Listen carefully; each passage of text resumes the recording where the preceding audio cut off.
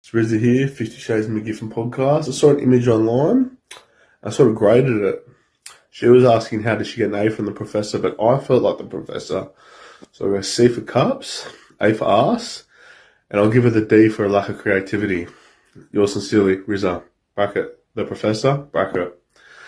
It was interesting. I felt like Facebook was Reddit for once, but like people had a name to it, you know? Like if I had an audience on Reddit, it would be bigger than the Prime Minister's speech about World War III. It'd be like, we're going. I'll be like, hell no, did my girlfriend just break up? I'll be after everything I've done for her viral. You know what I mean? That's the truth about the real world.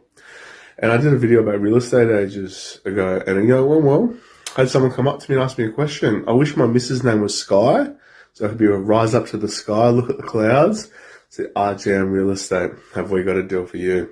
Then I look away, ... I'm in the Prada, and there's a product, Chariot, it's all about the commission. Hashtag Rizza Fight Official.